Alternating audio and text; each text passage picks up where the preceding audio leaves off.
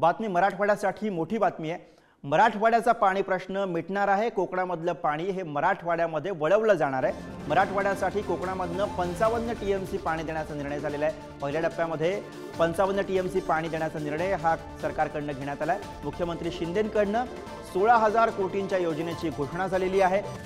गोदावरी महामंडळाच्या कार्यकारी संचालकांच्या अध्यक्षतेखाली समिती स्थापन केली जाणार आहे।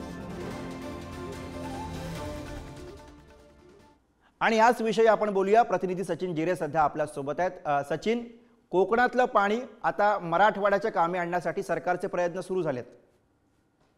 खरं तर ही खूप आनंदाची बातमी म्हणावं लागेल मराठवाड्यासाठी, कारण गेले 2 महिने झालेत पावसाळा सुरू होऊन, मात्र मराठवाड्यामध्ये हवा तसा पाऊस झालेला नाहीये। त्यामुळे अनेक धरणं कोरडी पडलीत आणि इतर जी धरणं आहेत ती देखील कोरडी पडण्याच्या मार्गावर आहे। अशा परिस्थितीमध्ये शेतीचा प्रश्न असेल, सिंचनाचा प्रश्न, उद्योगाचा असेल, पिण्याच्या पाण्याचा प्रश्न, सर्वच प्रश्न समोर आहे। आणि जर मोठा पाऊस झाला नाही तर पुढील काळात भीषण दुष्काळ पडू शकतो, अशी स्थिती निर्माण झालेली असतानाच आता हा पाणी, कोकणातलं पाणी मराठवाड्यात येतोय, त्यामुळे कुठेतरी दिलासा मिळताना आपल्याला पाहायला मिळतो। आणि जी काही पाण्याची गरज आहे मराठवाड्याची या 55 टीएमसी मधून पूर्ण होईल। मात्र एवढी अपेक्षा आहे, जो टीएमसी पाणी तिथून येणार तो पूर्ण पाणी येतो का हे पाहणं देखील तेवढंच महत्त्वाचं राहणार आहे। कारण धन्यवाद सचिन या सगळ्या सविस्तर माहितीसाठी।